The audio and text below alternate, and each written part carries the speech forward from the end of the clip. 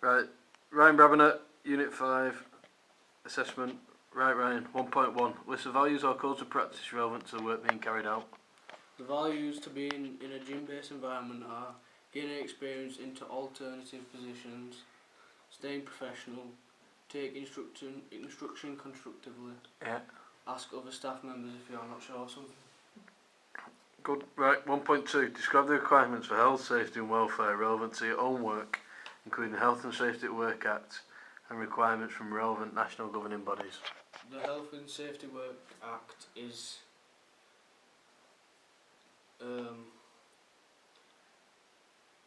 it protects staff members in the workplace. Good. And also the NPLQ is a qualification for lifeguarding. Which you might need, yeah? Yeah, which you might need. If you're working where? If you're working in a gym-based environment. Or poolside. Right. Good. Right, good. 1.3 then. Identify manufacturer's guidelines and instructions for the use of facilities and equipment.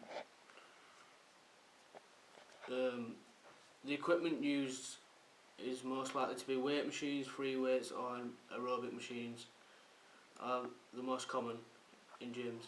Yep. Normally inside any gym there will be fixed illustrations on each piece of the machinery and diagrams on how to use them to your advantage. Good. 1.4. Describe why health, safety and welfare are important in an active leisure and recreation environment. Health and safety and welfare are important in any environment because people want to be healthy, safe and in reasonable financial and social status. Yep. 1.5. Identify the persons responsible for health and safety in your own workplace. Most of the staff that are on duty are responsible for the health and safety of others and use of the facilities, and staff will always have health and safety notes or handbooks to report each incident. Good. 1.6. Outline own organisation's security procedures. Security in a gym-based environment. The act of ensuring that data is not lost when critical issues arise. These issues include natural disasters, computers and server malfunction or physical theft. Yep. Good. 2.1. Describe the types of hazards that are likely to occur in own area of work and the accidents and injuries each could cause. Exercise machine faults or inaccessible facilities which need to be informing the manager or of the facility. Yep. 2.2. Informing other colleagues about these faults and to make sure it is inaccessible to all of the facility users. Yeah, good. 2.2. Outline how to identify hazards. To identify hazards, the staff of the facility need to be alert at all times, including before and after the clients have used the facility. For example, making sure the machinery is clean and accessible, safe to be used. Yep.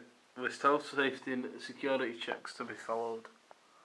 Health and safety checks such as the fixed machinery, walls and floor are safe and clean to access by using disinfectant sprays.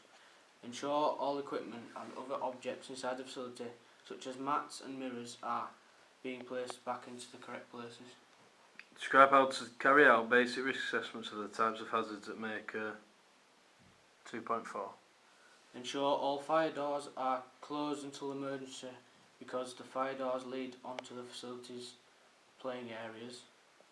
Other risks that may take place are misuse of equipment and not put back properly, and so you may need to record these incidents as a risk assessment. Good. 2.5. Describe why it is important to get advice from a relevant colleague if unsure about hazards and risks in the own workplace. It's important to get advice from colleagues about hazards and risks to ensure the staff and facility users have some knowledge and understanding of the risks and hazards that may occur, and also to keep a record of the facility's dangers.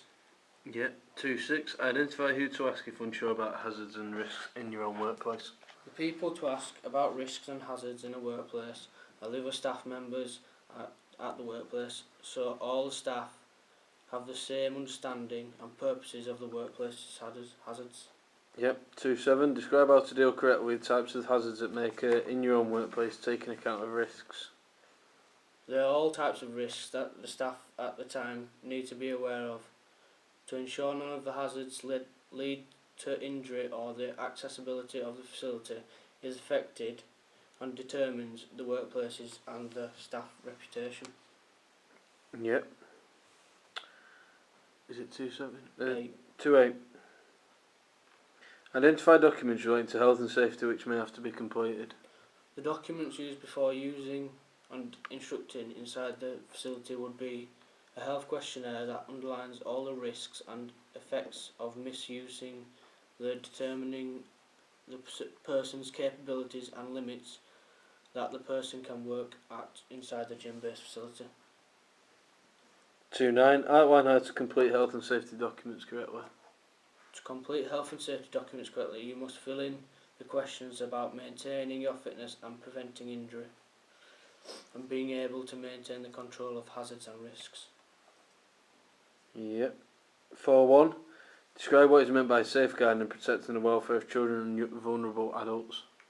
Ensuring that the younger children and vulnerable adults are in safe situations during the leisure experience, also ensuring they are in a capable mindset. Safeguarding a policy of making sure the users of the facility are in a safe and secure environment that ensures the clients to get the most out of the facility. Yep. Describe your own role and responsibilities for safeguarding and protecting children and other vulnerable people. Risks posed, identifying basic indicators, follow organisation's procedures policy, referral procedures, and report incidents to other members of staff. List the 4 types of abuse. Physical abuse, emotional abuse, neglect, and sexual abuse is also an occurrence. Good. Outline the basic indicators and impact of each of the 4 types of abuse. Physical, emotional, neglect and sexual abuse. Inappropriate behaviour, extreme reactions, personality change, and development of physical and mental and emotional problems. Right. Outline the basic have we just done 4? Yeah. 4.5. Describe the risks that individual abusers or potential abusers pose to children and vulnerable people. Taking relevant steps to protect oneself against potential accusations. Also to always maintain complete confidentiality. Describe how to respond to a child or someone else disclosing abuse or concerns about abuse. 4.8. Sorry. Describe how to respond to a child Right. or someone else disclosing abuse or concerns about abuse. Refer them to someone who can give them advice. Yep. Ask another member of staff on how to take the matter further. Give advice on how to contact statutory agencies. Yep. 4.9. Outline what to do if there are barriers to reporting own concerns. Advise your client to seek help and keep your concerns confidential. Also try and gain some advice yourself from another professional in your workplace, because someone else might have knowledge in similar situations. Yep. 4.10. Identify statutory agencies with responsibilities for safeguarding and protecting.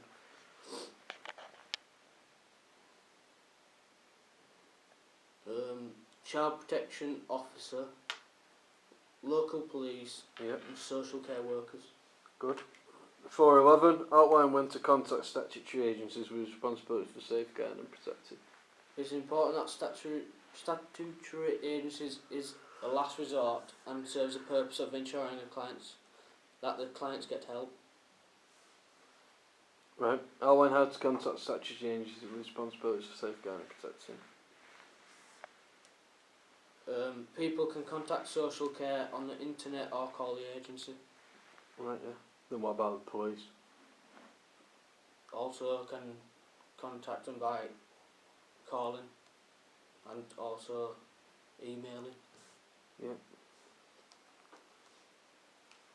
Describe why is it important to share concerns about possible abuse with others.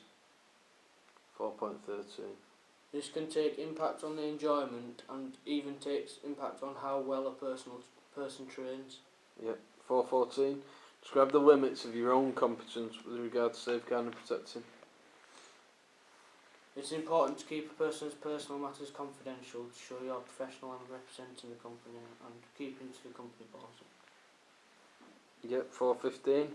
Outline why it is important to treat information about possible abuse confidentially.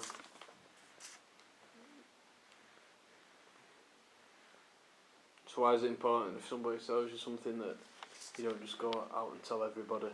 You might have to tell your manager, or you would have to tell your manager, but why is it important to keep things confidential? To keep the person's personal matters confidential. Right. And to keep and stay professional yourself. Right, okay. 6.1 then. Yeah. List the types of accidents, injuries and illnesses that may occur in own area of work. Broken bones could be an injury, pulled muscles, torn ligaments, head injuries, open wounds. Right. 6.2. Outline how to respond correctly to emotional distress. Contact statutory agencies and give advice on how to seek help for referring your client to other services that deal in the emotional distress. Outline how to deal with accidents, injuries and illnesses before qualified assistance arrives. Contact other staff to alert them of the accident and to take responsibility by using basic skills to address the situation and seek help fast. Also inform other staff on what to do in this situation. For example, making sure that other customers are in a safe environment. Describe how to decide whether to contact the on-site first aider or immediately call the emergency services. 6.4. The way of deciding whether to contact the emergency service or to deal with the problem on site is to make a decision on how severe the injury or illness is and if the staff can deal with the situation. 6.5. Identify who the on-site first aider and how to contact them. Usually most of the staff are fully qualified first aiders, but it is essential that the facilities manager can be as of assistance in a first aid emergency. Describe the procedures to contact the emergency services. You've already told me phone them, email or 112. Yeah? Yeah. Outline why it is important to protect the casualty and others involved from further harm. 6.7, yeah.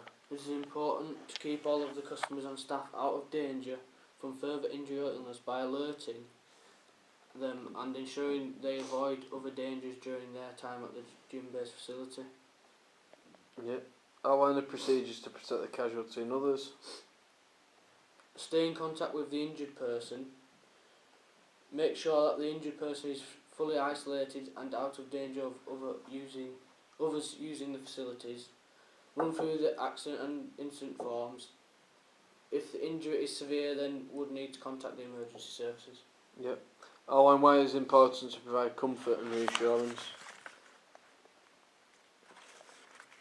To ensure that the injured person is comfortable and in taking treatment from the first aider, then it is important that the person does not go into shock and might not want to require aid from the first aider at the gym-based facility. Yep. Outline all responsibilities for reporting accidents.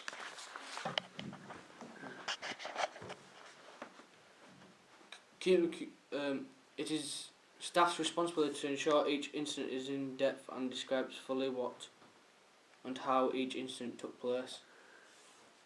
Yep. Outline the procedures for reporting accidents. 6.12. Each of the staff working will have an incident logbook which will be checked frequently. Yeah. 8.1. Describe the emergency procedures in own place of work. When the client has been treated for the injury, report to your senior or management team and then ask the injured person to fill in an accident and incident form. Also the staff there will write their own in their incident logbook. Yep. 8.2. Outline what instructions must be given to people involved. The person involved in the accident might be in shock and would need to ensure they are calm and collected to enable professionals or the instructor to give aid. Yep. Outline the organisational reporting procedures for emergencies. Each gym will have an EMP, Emergency Action Plan, the organisation's emergency procedures.